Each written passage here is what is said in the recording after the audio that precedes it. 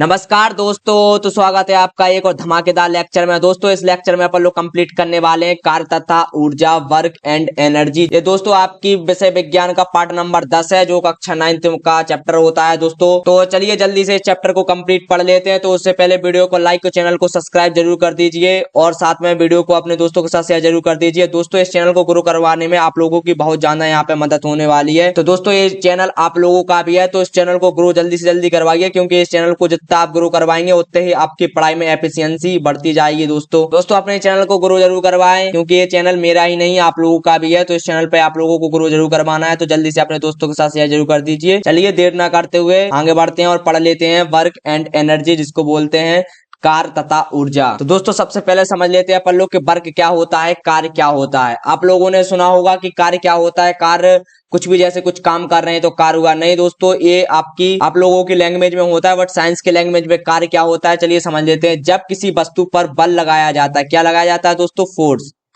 जब किसी वस्तु पर फोर्स लगाया जाता है यानी कि बल लगाया जाता है, तो बल की दिशा में, मतलब दोस्तों अगर कोई बॉक्स पर आप इस साइड से बल लगा रहे हैं तो वो बल की दिशा में ही विस्थापित करता है। तो किया गया कार्य कहलाता है। क्या कहलाता है दोस्तों? किया गया कार्य कहलाता है। मतलब आपने इस बॉक्स को यहां से क्या किया दोस्तों? धक्का दिया, तो वो क्या है? बल की दिशा में ही विस्थापित करे, तो क्या कहलाता है दोस्तों? उसी को आप लोग क्या बोलेंगे? कार्य बोलेंगे। जो वर्क का सूत्र होता है दोस्तों, क्या होता है? वर्क बराबर होता है फोर्स इंटू डिस्प्लेसमेंट। फोर्स क्या होता है दोस्तों? बल। और डिस्प्लेसमेंट क्या होता है दोस्तों? आप लोगों को पता होगा। डिस्प्लेसमेंट क्या है दोस्तों? विस्थापन। क्या है? विस्थापन। मतलब दोस्तों बल इंटू विस्थापन क्या कहलाता है? कार्य कहलाता है। क्या कहलाता है? कार्य कहलाता है। तो वर्क का पूरा फॉर्मूला क्या हो जाएगा दोस्तों? F dot S cos theta. ये पूरा फॉर्मूला हो जाता है दोस्तों वर्ग का। आशा करते हैं आप लोगों को समझ में आ गया होगा कि वर्ग का पूरा फॉर्मूला क्या होता है। चलिए पढ़ लेते हैं आगे की तरफ। जहां जो थीटा है दोस्तों क्या है? बल तथा विस्थापन के बीच का कोण। मैंने कहा था आप लोगों से कि बल, मतलब दोस्तों अगर इस डायरेक्शन में फोर्स लग रहा है किसी बॉक्स पे, और अगर वो वस्तु इस डायरेक्शन में विस्थापित हुई दोस्तों, इस डायरेक्शन में विस्थापित हुई, तो ये क्या? थीटा कोण पर विस्थापित हो गई है। तो क्या बोलेंगे आप लोग? Cos theta. क्या लगेगा दोस्तों? कॉस थीटा लगेगा। यदि विस्थापन नहीं होता है तो कार्य शून्य होगा। अगर विस्थापन नहीं हो रहा है तो वर्ग क्या हो जाएगा दोस्तों? शून्य हो जाएगा। वर्ग किसके बराबर होता है? 0 के बराबर हो जाएगा। सरल शब्दों में आप लोग क्या सकते हैं? यदि आप किसी वस्तु को धक्का देते हैं, क्या करते हैं दोस्तों? यदि आप किसी वस्तु को धक्का देते हैं तो वह हिलती है। क्या होती है दोस्तों? हिलती है। तो आप क्या कर रहे हैं? कार्य कर रहे हैं। अगर वो वस्तु नहीं हिली तो आपका जो वर्ग क्या हो जाएगा? शून्य के बराबर हो जाएगा। लेकिन अगर वस्तु हिलती नहीं है तो मैंने कहा था कि जो कार्य होगा वो क्या हो जाएगा? 0। मतलब वर्ग क्या हो जाएगा? 0 हो जाएगा। आशा करते हैं आप लोगों को वर्ग पूरी तरीके से क्लियर हो चुका होगा। तो चलिए बढ़ते हैं आगे की ओर। तो दोस्तों अब आप लोग समझ लेते हैं कार्य का वैज्ञानिक दृष्टिकोण क्या बोलते हैं। विज्ञान में कार्य तब होता है जब किसी वस्तु पर बल लगाया जाता है और वह वस्तु उस बल की दिशा में क्या हो दोस्तों? विस्थापित हो। यदि वस्तु हिलती नहीं है तो बल की दिशा में विस्थापित नहीं होती है, तो कार्य क्या होगा दोस्तों? नहीं होगा। तो कार्य क्या होगा दोस्तों? 0 के बराबर हो जाएगा। कार्य की शर्त क्या है दोस्तों? वस्तु पर बल लगाया जाना चाहिए। जैसे कोई बॉक्स है, अगर आप इस पर फोर्स नहीं लगाएंगे तो दोस्तों जो वर्ग क्या हो जाएगा? 0 के बराबर। वस्तु का विस्थापन होना जरूरी है। अगर वस्तु, जैसे आपने फोर्स लगाया है बट वो वस्तु यहां से हिली भी नहीं है, तो भी वर्ग क्या हो जाएगा दोस्तों? 0 हो जाएगा। बल का कोई घटक विस्थापन की दिशा में होना चाहिए। मतलब दोस्तों अगर आप बल लगा रहे हैं तो या तो वो बल की दिशा में जाए, घटक मतलब होता है दोस्तों कंपोनेंट। क्या होता है? कंपोनेंट। या फिर वो किसी थीटा कोण पर मुड़े। मतलब दोस्तों विस्थापन होना जरूरी है, चाहे वो किसी घटक यानी कि किसी कंपोनेंट के रूप में हो या फिर वो बल की दिशा में हो। अगर वो विस्थापित नहीं हुई और अगर आप उस पर फोर्स लगा रहे हैं तो फिर भी जो कार्य होगा दोस्तों क्या होगा? तो दोस्तों हम कह सकते हैं कि दोनों काम होना चाहिए। क्या होना चाहिए? साथ में फोर्स भी लगा होना चाहिए और उसके साथ साथ क्या होना चाहिए दोस्तों? डिस्प्लेसमेंट भी होना चाहिए। वो वस्तु क्या करे? डिस्प्लेसमेंट भी करे, तभी आप लोग बोलेंगे कि वो क्या कर रही है? वर्क कर रही है। आशा करते हैं आप लोगों को समझ में आ गया होगा। चलिए बढ़ते हैं आगे की तरफ। कार्य की इकाई समझ लेते हैं दोस्तों। Unit of work. वर्क की इकाई क्या है दोस्तों? आप लोगों को पता होगा जो वर्क की एसआई इकाई है दोस्तों क्या होता है? जूल होती है। वो क्या होती है? जूल। मतलब दोस्तों ये जूल की परिभाषा है कि 1 जूल किसके बराबर होता है? जब 1 न्यूटन बल से किसी वस्तु को बल की दिशा में 1 मीटर तक आप लोग क्या कर दें? विस्थापित कर दें, तो वो क्या हो जाएगी? जूल हो जाएगी। ये क्या है दोस्तों? जूल की डेफिनेशन है। क्या है दोस्तों? परिभाषा। क्या है दोस्तों? परिभाषा। आशा करते हैं आप लोगों को समझ में आ गया होगा। चलिए बढ़ते हैं आगे की तरफ। अब देखिए दोस्तों, सदैव को दोस्तों आप लोग नियत भी बोल सकते हैं। क्या है? नियत। नियत बल द्वारा किया गया कार्य, work done by a constant force. एक कांस्टेंट फोर्स के द्वारा जब कार्य करेंगे तो उसका फॉर्मूला क्या बन के आएगा, चलिए देख लेते हैं। तो बोला गया है, यदि किसी वस्तु पर आप लोग क्या कर रहे हैं, एफ बल लगा रहे हैं। क्या कर रहा है दोस्तों? यदि किसी वस्तु पर आप लोग फोर्स लगा रहे हैं, कितना फोर्स लगा रहा है? एफ फोर्स लगा रहे हैं। और वो दोस्तों क्या हुआ, वो क्या हुई दोस्तों, बल की दिशा में एस दूरी तक विस्थापित हुई। तो बल की दिशा में क्या हुई दोस्तों, एस दूरी तक विस्थापित हुई। तो उसका जो फॉर्मूला हो जाएगा वो क्या हो जाएगा, वर्क बराबर फोर्स इंटू डिस्प्लेसमेंट। क्या हो जाएगा दोस्तों, फोर्स इंटू डिस्प्लेसमेंट। मतलब वर्क बराबर क्या हो जाएगा, कार्य बराबर क्या हो जाएगा, बल तथा विस्थापन। ये हो जाएगा दोस्तों इसका फॉर्मूला। अब देखिए दोस्तों, ये केस नंबर फर्स्ट हो जाता है। केस नंबर सेकंड समझ लेते हैं अपन लोग, क्या बोला गया है। जब आप किसी वस्तु पर दोस्तों एफ फोर्स लगा रहे हैं, लेकिन वो दोस्तों क्या होती है, थीटा कोण पर विस्थापित होती है। कौन से कोण पर दोस्तों, थीटा कोण पर विस्थापित होती है। तो दोस्तों अपन लोग क्या करेंगे, इसका कंपोनेंट लेंगे। क्या करेंगे, कंपोनेंट लेंगे। दोस्तों इस डायरेक्शन में जो कंपोनेंट आएगा वो आएगा एफ कॉस थीटा, और दोस्तों ऊपर की ओर कंपोनेंट आएगा एफ साइन थीटा। क्या हुआ है, एफ कॉस थीटा की तरफ विस्थापित हुआ है, आप लोग देख रहे हैं। तो आप लोग क्या करेंगे, इसको नहीं लेंगे, इस वाले को क्या करना है, आपको नेगलेक्ट करना है, क्योंकि आप लोग वही लेंगे, वही कंपोनेंट लेंगे जिस कंपोनेंट की तरफ क्या हुआ है दोस्तों, उसका विस्थापन हुआ है। चलिए देख लेते हैं दोस्तों, वर्क का जो फॉर्मूला होता है क्या हुआ, एफ कॉस थीटा इंटू क्या हुआ दोस्तों, विस्थापन मतलब एस। तो कह सकते हैं आप लोग क्या होगा, इसका जो फॉर्मूला होगा F dot S cos theta. ये हो जाएगा दोस्तों इस वाले का फॉर्मूला। दोस्तों जो वर्क क्या है दोस्तों, अदिश राशि है। आशा करते हैं आप लोगों को समझ में आ गया होगा। तो चलिए बढ़ते हैं आगे की ओर। चलिए दोस्तों स्पेसिफिक कंडीशन समझ लेते हैं। चलिए पहला पॉइंट समझ लेते हैं कि जब दोस्तों बल और विस्थापन एक ही दिशा में हो। क्या हो दोस्तों, एक ही दिशा में हो। जब बल और विस्थापन एक ही दिशा में हो दोस्तों, देखिए चित्र से समझ लेते हैं कि दोस्तों ए एक बॉक्स रखा और ए है दोस्तों, आपने यहाँ पे फोर्स दिया, तो जो डिस्प्लेसमेंट हुआ वो दोस्तों क्या हुआ, फोर्स की दिशा में ही डिस्प्लेसमेंट हुआ। फोर्स की दिशा में डिस्प्लेसमेंट हुआ तो आप कह सकते हैं जो थीटा बनेगा क्या होगा दोस्तों, 0 के बराबर हो जाएगा। तो अब जब इस फॉर्मूला पे आप लोग रखेंगे एफ एस कॉस थीटा में, तो दोस्तों क्या हो जाएगा, थीटा को आप लोग 0 रखेंगे तो एफ एस कॉस 0। और आपको पता है जो कॉस 0 का मान क्या हो जाता है दोस्तों, 1 हो जाता है। तो आप कह सकते हैं जो फॉर्मूला निकल के आएगा एफ डॉट एस। दोस्तों ये हो जाएगा आपका फॉर्मूला किसका, वर्ग का, जब थीटा कोण में हो दोस्तों। अब अगला समझ लेते हैं, जब दोस्तों क्या हो, जब विस्थापन क्या हो जाए दोस्तों, लंबवत हो जाए। क्या हो जाए दोस्तों, लंबवत। तो पता है आपको जो थीटा बनेगा वो क्या बनेगा दोस्तों, 90 का। पता है दोस्तों आपको कि जैसे जे इस आपने यहाँ पे फोर्स लगाया, लेकिन विस्थापन क्या हो रहा है दोस्तों, लंबवत हो रहा है। क्या हो रहा है, लंबवत हो रहा है विस्थापन। तो आप लोग क्या करेंगे, 90 अंश का कोण बन रहा है, तो दोस्तों थीटा क्या हो जाएगा, 90 का हो जाएगा। तो जब आप लोग यहाँ पे रखेंगे एफ एस कॉस 90, तो दोस्तों कॉस 90 का मान कितना हो जाता है, आप लोगों को पता होगा 0 होता है कॉस 90 का मान। तो वर्ग क्या हो जाएगा दोस्तों, 0 के बराबर हो जाएगा। अब दोस्तों तीसरा पॉइंट भी समझ लेते हैं। तीसरा पॉइंट क्या बोलता है यहाँ पे, यदि दोस्तों बल लगाने पर कोई भी विस्थापन ना हो। दोस्तों आपने इस बॉक्स पर फोर्स तो लगाया, पर ये दोस्तों यहाँ पर ही रखा हुआ है, मतलब विस्थापन नहीं हुआ है। तो आप लोग कह सकते हैं जो एफ है, एस है, कॉस थीटा होता है, यहाँ पे एस क्या रख देंगे आप, 0 रख देंगे। तो क्या हुआ दोस्तों, यहाँ पे S F into 0 into cos theta. तो दोस्तों ये वर्ग यहाँ पे भी क्या हो जाएगा, 0 हो जाएगा दोस्तों। आशा करते हैं आप लोगों को जो स्पेसिफिक कंडीशन समझ में आ चुकी होंगी। चलिए बढ़ते हैं आगे की ओर। अब कार्य की इकाई समझ लेते हैं, यूनिट ऑफ वर्क। जो कार्य की जो ऐसा यूनिट होती है दोस्तों, क्या होता है, जूल होता है। और 1 जूल किसके बराबर होता है, आप लोगों को अभी मैं समझा चुका हूं कि 1 जूल बराबर होता है 1 न्यूटन इंटू 1 मीटर के। 1 जूल बराबर होता है 1 न्यूटन के इंटू 1 मीटर के।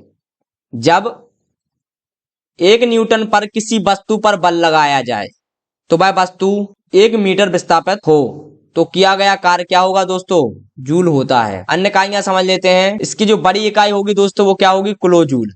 मतलब दोस्तों 1 किलो जूल किसके बराबर हो जाता है, 1000 जूल के। सीजीएस इकाई समझ लेते हैं। सीजीएस इकाई डाइन सेंटीमीटर होती है दोस्तों, जिसे अर्ग भी कहा जाता है।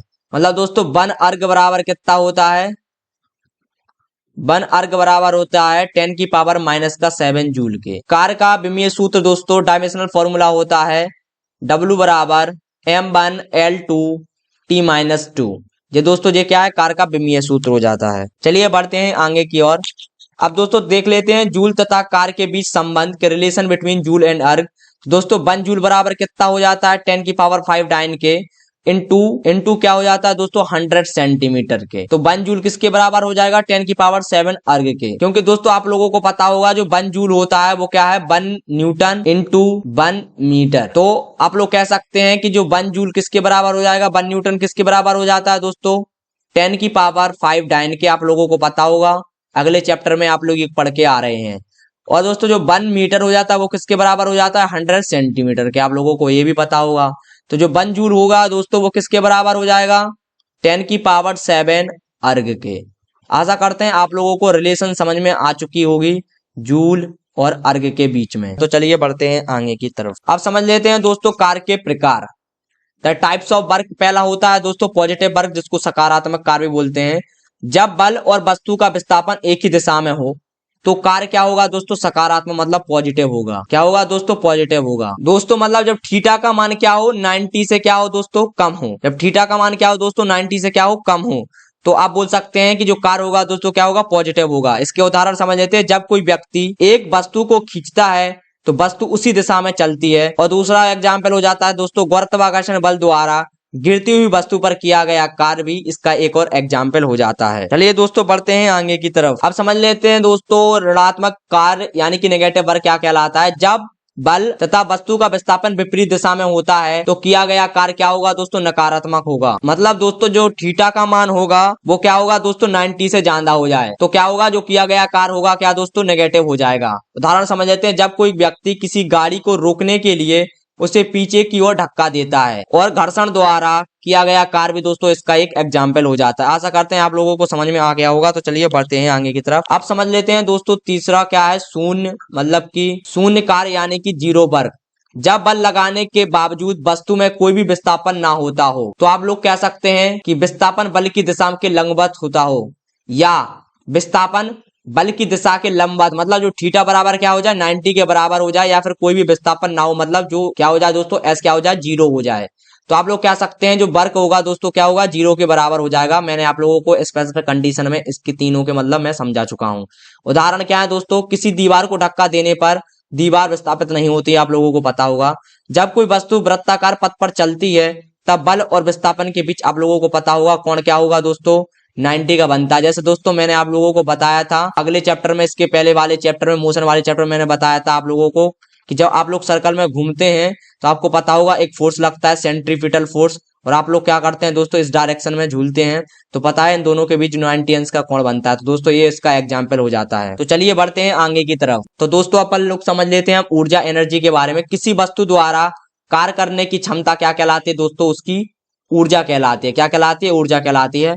यूनिट ऑफ एनर्जी क्या कहलाता है, ऊर्जा का जो मात्रक होता है दोस्तों जूल होता है। क्या होता है, जूल। दोस्तों जैसे वर्क का मात्रक जूल होता है वैसे ही ऊर्जा का मात्रक भी जूल होता है। इसका जो बड़ा मात्रक होगा दोस्तों वो क्या होगा, किलो जूल होगा। बड़ा मात्रक क्या होता है, किलो जूल होता है। अब दोस्तों समझ लेते हैं ऊर्जा के प्रकार, फॉर्म ऑफ एनर्जी। तो पहला हो जाएगा गतिज ऊर्जा, जिसको काइनेटिक एनर्जी बोलते हैं। किसी वस्तु की गति के कारण उत्पन्न ऊर्जा क्या होगी दोस्तों, गतिज ऊर्जा होगी। जैसे कि चलती गाड़ी, बहता पानी, उड़ता हुआ तीर। अगला है दोस्तों स्थितिज ऊर्जा, जिसको बोलते हैं पोटेंशियल एनर्जी। किसी वस्तु की स्थिति या फिर संरचना के कारण संग्रहित ऊर्जा को क्या बोलेंगे आप लोग, स्थितिज ऊर्जा। उदाहरण के लिए पहाड़ी पर रखे पत्थर में स्थितिज ऊर्जा और खींची हुई गुलेल में भी स्थितिज ऊर्जा निहित होती है। चलिए बढ़ते हैं आगे की ओर। तीसरा पॉइंट दिया गया है दोस्तों यांत्रिक ऊर्जा, मैकेनिकल एनर्जी। गतिज ऊर्जा और स्थितिज ऊर्जा का योग। दोस्तों जो गतिज ऊर्जा होती है और जो स्थितिज ऊर्जा होती है वो एक प्रकार की दोस्तों क्या है, मैकेनिकल एनर्जी है दोस्तों, यांत्रिक एनर्जी है। जैसे दोस्तों घड़ी का पेंडुलम, आप लोगों को पता होगा जो घड़ी का पेंडुलम होता है वो दोस्तों इस डायरेक्शन में हिलता रहता है, आप लोगों को पता होगा। क्या है दोस्तों, गतिज ऊर्जा और स्थितिज ऊर्जा दोनों होती हैं। अगला है दोस्तों विद्युत ऊर्जा, इलेक्ट्रिकल एनर्जी। आवेशित कणों की गति के कारण उत्पन्न जो ऊर्जा, आप लोगों को पता होगा जो इलेक्ट्रॉन प्रोटॉन होते हैं उनकी गति के कारण जो एनर्जी उत्पन्न होती है दोस्तों वो क्या होती है, इलेक्ट्रिकल एनर्जी, मतलब विद्युत ऊर्जा। बिजली से चलने वाले उपकरण हो गए दोस्तों एक प्रकार के इलेक्ट्रिकल एनर्जी उनमें निहित होती है। दोस्तों अगला समझ लेते हैं ऊष्मीय ऊर्जा, जिसको थर्मल एनर्जी बोलते हैं। वस्तुओं के अणुओं की गति के कारण उत्पन्न ऊर्जा क्या कहलाती है, ऊष्मा ऊर्जा। उदाहरण के लिए जलता हुआ कोयला या फिर गर्म पानी। अगला है रासायनिक ऊर्जा, जिसको केमिकल एनर्जी बोलते हैं। पदार्थों के अणुओं में जो संग्रहित ऊर्जा होती है, आप लोगों को पता होगा जो पदार्थों में जो अणु होते हैं उनमें जो ऊर्जा संग्रहित होगी दोस्तों वो क्या कहलाएगी, रासायनिक ऊर्जा कहलाती है। उदाहरण के लिए जैसे दोस्तों बैटरी हो गए, भोजन हो गया और पेट्रोल हो गए। चलिए बढ़ते हैं आगे की तरफ। अगला देख लेते हैं दोस्तों प्रकाश ऊर्जा, जिसको लाइट एनर्जी बोलते हैं। विद्युत चुंबकीय विकिरण के रूप में जो ऊर्जा निहित होती है वो क्या कहलाती है दोस्तों, प्रकाश ऊर्जा कहलाती है। उदाहरण के लिए सूर्य का जो प्रकाश होगा उसमें प्रकाश ऊर्जा होती है, और बल्ब की जो रोशनी जलती है उसमें भी क्या होती है दोस्तों, प्रकाश ऊर्जा होती है। अगला है ध्वनि ऊर्जा, जिसको साउंड एनर्जी बोलते हैं। कंपन के कारण जो ऊर्जा उत्पन्न होती है दोस्तों वो क्या होती है दोस्तों, ध्वनि ऊर्जा होती है। आप लोगों को पता है कंपन इस प्रकार का होता है, तो कंपन होता है दोस्तों इस प्रकार से होता है, आप लोगों को पता होगा क्या होता है दोस्तों, इस प्रकार से होता है। तो उसमें जो एनर्जी निहित होती है दोस्तों उसमें क्या है, साउंड एनर्जी कहलाती है दोस्तों। उदाहरण के लिए गिटार का जो तार होता है वो बोलने की जो ध्वनि होती है उसमें दोस्तों क्या होती है, साउंड एनर्जी होती है। अगला देख लेते हैं परमाणु ऊर्जा, जिसको न्यूक्लियर एनर्जी बोलते हैं। परमाणु के नाभिक के जो विखंडन, मतलब दोस्तों जो नाभिक होता है वो क्या हो जाता है दोस्तों, जैसे टूट रहा हो या फिर संलयन या फिर उसमें क्या हो रहा है दोस्तों, फ्यूजन हो रहा है, उसमें जो एनर्जी उत्पन्न होती है दोस्तों वो क्या कहलाती है, न्यूक्लियर एनर्जी कहलाती है। जैसे जो परमाणु बिजली घर होते हैं दोस्तों आप लोगों ने देखा होगा, उनमें कौन सी एनर्जी निहित होती है, परमाणु ऊर्जा। अगला है दोस्तों चुंबकीय ऊर्जा, जिसको मैग्नेटिक एनर्जी बोलते हैं। चुंबकीय क्षेत्र के कारण जो ऊर्जा उत्पन्न होगी दोस्तों वो क्या कहलाएगी, चुंबकीय ऊर्जा। उदाहरण की जैसे चुंबक हो गया और विद्युत मोटर हो चुके हैं। चलिए बढ़ते हैं आगे की तरफ और पढ़ लेते हैं दोस्तों यांत्रिक ऊर्जा के प्रकार, टाइप्स ऑफ मैकेनिकल एनर्जी। दोस्तों इसमें क्या पढ़ने वाले हैं अपन लोग, चलिए समझ लेते हैं कि यांत्रिक ऊर्जा के प्रकार, टाइप्स ऑफ मैकेनिकल एनर्जी क्या होता है क्या नहीं होता। दोस्तों यांत्रिक ऊर्जा वह ऊर्जा है, क्या है दोस्तों, वह ऊर्जा है जो किसी वस्तु के गति मतलब गतिज ऊर्जा और स्थिति मतलब स्थितिज ऊर्जा के कारण उत्पन्न होती है। दोस्तों मतलब क्या होता है इसका, काइनेटिक एनर्जी प्लस स्थितिज एनर्जी, मतलब कि स्थितिज ऊर्जा, kinetic energy plus potential energy को मिलाकर अपन लोग क्या बोलेंगे दोस्तों, मैकेनिकल एनर्जी। एक प्रकार की क्या है दोस्तों, मैकेनिकल एनर्जी है, मतलब यांत्रिक ऊर्जाएं। यांत्रिक ऊर्जा दो प्रकार की होती है दोस्तों मुख्य रूप से। पहला होता है गतिज ऊर्जा, जिसको काइनेटिक एनर्जी भी बोला जाता है। क्या बोला जाता है, काइनेटिक एनर्जी, जिसको शॉर्ट फॉर्म में केई के द्वारा लिखा जाता है। गतिज ऊर्जा उस ऊर्जा को कहते हैं जो किसी वस्तु के गति के कारण क्या होती है दोस्तों, उत्पन्न होती है। जब कोई वस्तु गति करती है तो उसमें कौन सी ऊर्जा आती है दोस्तों, गतिज ऊर्जा। जैसा कि दोस्तों उसका नाम है गतिज ऊर्जा, तो गति के कारण उत्पन्न हुई ऊर्जा क्या बोलेंगे दोस्तों, गतिज ऊर्जा। चलिए दोस्तों काइनेटिक एनर्जी के सूत्र का निगमन कर लेते हैं। देखिए दोस्तों यहाँ पे F द्रव्यमान का क्या लिया गया है, एक बॉक्स लिया गया है, एक वस्तु ली गई है जिस पर आप लोग क्या कर रहे हैं, फोर्स लगा रहे हैं। क्या कर रहे हैं दोस्तों, फोर्स लगा रहे हैं। तो उसमें क्या हो जाता है दोस्तों, ए त्वरण उत्पन्न हो जाता है, जो कि क्या है एक जगह से दूसरी जगह पे मतलब s दूरी विस्थापित करती है। तो दोस्तों अपन लोग क्या करेंगे, सेकंड लॉ के अनुसार, न्यूटन के सेकंड लॉ के अनुसार क्या कहेंगे दोस्तों, न्यूटन का सेकंड लॉ क्या होता है, F बराबर ma, जहां पर दोस्तों ए क्या होता है, त्वरण है, तो अपन लोग त्वरण निकाल लेंगे जिसको बोलेंगे ए बराबर F बटे m। दोस्तों यदि लगाया गया बल, यदि लगाए बल के कारण s दूरी चलने में वस्तु की चाल क्या हो जाती है दोस्तों, जीरो से क्या हो जाती है दोस्तों, b हो जाती है। क्या हो जाती है, जीरो से क्या हो जाती है, b हो जाती है या b होती है। क्योंकि दोस्तों सबसे पहले वो स्थिर थी, तो क्या हो जाएगा दोस्तों, उसकी चाल क्या थी, जीरो। जब वो चलना प्रारंभ करेगी, क्योंकि आपने उसमें बल लगा दिया है, तो वो s दूरी तय करेगी, तो उसकी जो चाल हो जाएगी क्या हो जाएगी दोस्तों, b हो जाएगी। तो दोस्तों सेकंड लॉ क्या बोलता है, यहाँ पे सेकंड लॉ क्या बोलता है दोस्तों, v स्क्वायर बराबर u स्क्वायर प्लस 2as। जहां पे u स्क्वायर क्या कर देंगे दोस्तों, अपन लोग जीरो कर देंगे, क्योंकि उसकी जो इनिशियल स्पीड क्या थी दोस्तों, जीरो थी।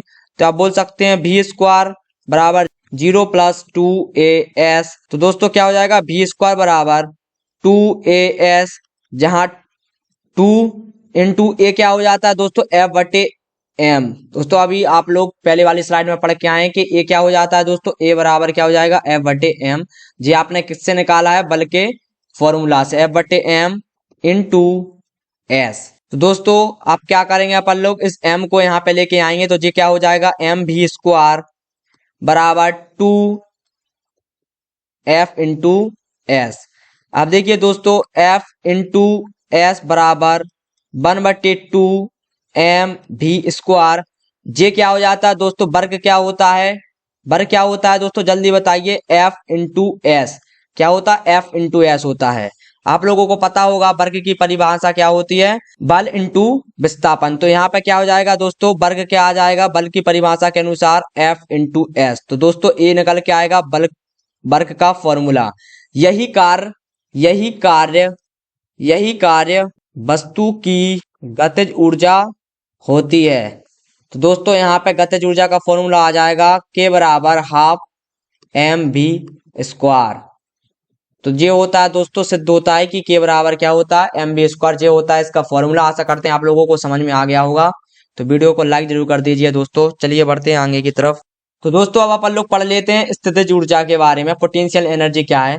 स्थितिज ऊर्जा उस ऊर्जा को कहते हैं जो किसी वस्तु की स्थिति या फिर स्थान के कारण क्या होती है दोस्तों, संग्रहित होती है। संग्रहित मतलब निहित होती है। यह ऊर्जा तब उत्पन्न होती है जब कोई वस्तु किसी ऊंचाई पर होती है या किसी बल को क्या करती है दोस्तों, संचित करती है। संचित मतलब निहित कर लेती है दोस्तों। तो चलिए इसका अपन लोग क्या कर लेते हैं, सूत्र का निगमन कर लेते हैं, इसका फॉर्मूला निकाल लेते हैं अपन लोग। दोस्तों चलिए सबसे पहले डायग्राम बना लेते हैं। ये दोस्तों m द्रव्यमान का एक पिंड है जो कहाँ पे स्थित है दोस्तों, h ऊंचाई पर स्थित है। कहाँ पर स्थित है? h ऊंचाई पर स्थित है। तो दोस्तों इस पर एक फोर्स लग रहा होगा F बराबर mg। ये क्या हो जाएगा दोस्तों, पृथ्वी का तल। ये क्या है दोस्तों, पृथ्वी का तल है। तो दोस्तों सबसे पहले अपन लोग क्या करेंगे, इसका कार्य निकालेंगे। तो कार्य बराबर क्या हो जाता है दोस्तों, F इंटू एस। क्या हो जाता है? F into S. दोस्तों यहाँ पे फोर्स क्या लग रहा है, जल्दी बताइए, फोर्स क्या लग रहा है? mg। और दोस्तों विस्थापन क्या हुआ है? s विस्थापन हुआ है। कहाँ पे विस्थापन हुआ? s विस्थापन मतलब दोस्तों यहाँ पे s को अपन लोगों ने क्या ले लिया, h ले लिया, क्योंकि दोस्तों हाइट है इसलिए h ले लिया है। तो s की जगह दोस्तों क्या ले लेंगे अपन लोग, h ले लेंगे। और आपको पता है यही वर्क दोस्तों क्या है, स्थितिज ऊर्जा भी कहलाती है। तो इसी का फॉर्मूला हो जाएगा U बराबर mgh, क्योंकि वस्तु को उठाने के लिए आवश्यक न्यूनतम बल वस्तु के भार के क्या होता है दोस्तों, बराबर होता है। इसलिए U बराबर क्या हो जाएगा, mgh के बराबर हो जाएगा। जहां दोस्तों जी क्या होता है आप लोगों को पता होगा, गुरुत्वीय बल होता है। क्या होता है? गुरुत्वीय बल। क्या है दोस्तों? गुरुत्वीय बल है। m क्या है दोस्तों, उसका द्रव्यमान है, मास है। और h क्या है दोस्तों, उसकी हाइट है। आशा करते हैं आप लोगों को समझ में आ गया होगा कि यही कार्य आपकी क्या है दोस्तों, वस्तु की स्थितिज ऊर्जा के बराबर हो जाएगा। इसीलिए इसका जो फॉर्मूला हो जाता है U बराबर mgh हो जाता है। चलिए बढ़ते हैं आगे की तरफ। अब समझ लेते हैं दोस्तों ऊर्जा संरक्षण का नियम, कि ऊर्जा संरक्षण का नियम क्या बोलता है। ऊर्जा संरक्षण का नियम क्या बोलता है, law of conservation of energy. ऊर्जा संरक्षण के नियम के अनुसार ऊर्जा को ना तो दोस्तों उत्पन्न किया जा सकता है, ना ही आप उसे नष्ट कर सकते हैं। यह केवल एक रूप से दूसरे रूप में आप लोग क्या कर सकते हैं दोस्तों, परिवर्तित कर सकते हैं। लेकिन कुल ऊर्जा हमेशा क्या रहेगी दोस्तों, स्थिर रहेगी। मतलब कुल ऊर्जा हमेशा बराबर ही रहेगी दोस्तों। सिर्फ आप एक रूप से दूसरे रूप में उसे परिवर्तित कर सकते हैं। तो दोस्तों इसके सिद्धांत के ऊपर सबसे पहले अपन लोग पढ़ लेते हैं यांत्रिक ऊर्जा का संरक्षण, कंजर्वेशन ऑफ मैकेनिकल एनर्जी। यांत्रिक ऊर्जा का संरक्षण का जो नियम क्या कहता है दोस्तों, यदि कोई बाहरी बल जैसे कोई घर्षण हो, जैसे दोस्तों बाहरी बल ना हो जैसे घर्षण, तो एक प्रणाली की कुल ऊर्जा, एक प्रणाली की कुल यांत्रिक ऊर्जा, गतिज ऊर्जा या फिर स्थितिज ऊर्जा का जो योग क्या होगा दोस्तों, स्थिर रहेगा। मतलब कुल यांत्रिक ऊर्जा क्या कहलाएगी दोस्तों, गतिज ऊर्जा प्लस स्थितिज ऊर्जा का योग। तो दोस्तों एक नियम के ऊपर, इस नियम के ऊपर अपन लोग क्या कर लेते हैं दोस्तों, एक सवाल को सॉल्व कर लेते हैं। दोस्तों मुक्त गिरावट के दौरान ऊर्जा संरक्षण अपन लोग पढ़ लेते हैं। जब आप किसी वस्तु को नीचे गिरा रहे होंगे तो अपन लोग फ्री फॉल कंडीशन में, तो उसके बारे में समझ लेते हैं कि किस प्रकार से उसमें ऊर्जा संरक्षण रहती है। दोस्तों ये पॉइंट है, ये बी पॉइंट है दोस्तों। ये एम मास के क्या है दोस्तों, द्रव्यमान है। तो चलिए देख लेते हैं इसको। सबसे पहले क्या होता है दोस्तों, एम मास की कोई वस्तु है जो पृथ्वी के तल से h हाइट पर क्या है दोस्तों स्थित है, किसी पॉइंट ए से गिरती है। दोस्तों क्या है, ये ए पॉइंट है, तो इस पॉइंट से क्या कर रही है, गिर रही है। तो ए पॉइंट पर दोस्तों, ए पॉइंट पर आप लोग क्या बोल सकते हैं, जो ए पॉइंट है उस पर जो आपकी काइनेटिक एनर्जी होगी दोस्तों, वो क्या होगी दोस्तों, जीरो होगी। क्यों होगी, क्योंकि आप लोग पहले ही पढ़ के आए हैं कि जहां पे वस्तु स्टेबल होती है वहां पे दोस्तों काइनेटिक एनर्जी, मतलब स्टेबल का मतलब होता है दोस्तों स्थिर। जहां पे वस्तु स्थिर होती है वहां पे काइनेटिक एनर्जी क्या होगी दोस्तों, जीरो होगी। तो दोस्तों जो ए पॉइंट पर आप लोग बोल सकते हैं कि जो ए पॉइंट पर जो स्थितिज ऊर्जा होगी दोस्तों, यू होगा, वो क्या होगा, mgh। क्योंकि दोस्तों आप लोग पिछली स्लाइड में पढ़ के आए हैं कि जहां पे स्थिर वस्तु में जो उत्पन्न ऊर्जा होती है उसको अपन लोग स्थितिज ऊर्जा बोलते हैं, जो किसके बराबर होगा, mgh के। तो दोस्तों ए पॉइंट पर आप लोग कह सकते हैं कि ए पॉइंट पर जो टोटल एनर्जी होगी, जो टोटल एनर्जी होगी दोस्तों, वो किसके बराबर होगी, E बराबर, ए पॉइंट की एनर्जी बराबर kinetic energy plus potential energy. तो काइनेटिक एनर्जी दोस्तों क्या है, जीरो है, प्लस पोटेंशियल एनर्जी किसके बराबर दोस्तों, mgh के। तो आप लोग बोल सकते हैं जो ए पॉइंट पर एनर्जी होगी वो किसके बराबर हो जाएगी दोस्तों, mgh के बराबर हो जाएगी। तो दोस्तों ए आ जाएगा आपका ए पॉइंट पर एनर्जी का मान आ जाएगा दोस्तों, किसके बराबर हो जाएगा, mgh के। चलिए आप अपन लोग बी पॉइंट पर देख लेते हैं। तो दोस्तों कोई वस्तु है, कोई वस्तु बी तक क्या है दोस्तों, एक्स दूरी तय कर रही है। ये वस्तु दोस्तों बी पॉइंट तक एक्स दूरी तय करके आई है। एक्स दूरी क्या कर चुकी है दोस्तों, एक्स दूरी तय कर चुकी है। तो बी पर, दोस्तों बी पर इस वस्तु का जो वेग होगा दोस्तों वो क्या हो जाएगा, भी हो जाएगा। क्या हो जाएगा, भी। तो आप लोग कह सकते हैं थर्ड लॉ के अनुसार, न्यूटन के थर्ड लॉ के अनुसार क्या बोल सकते हैं, थर्ड लॉ के अनुसार आप लोग बोल सकते हैं, थर्ड लॉ के अनुसार आप लोग बोल सकते हैं कि जो भी स्क्वायर बराबर you square plus 2g, H की जगह आप लोग क्या कर लेंगे दोस्तों, एक्स कर लेंगे, क्योंकि एच की जगह यहाँ पे एक्स दिया है। तो आप लोग भी क्या कर लेंगे दोस्तों, क्या कर लेंगे, जल्दी बोलिए, क्या कर लेंगे, एक्स की जगह, एच की जगह एक्स कर लेंगे। दोस्तों सबसे पहले वस्तु क्या थी दोस्तों, स्थिर थी, इसलिए यू बराबर क्या हो जाएगा, 0 हो जाएगा।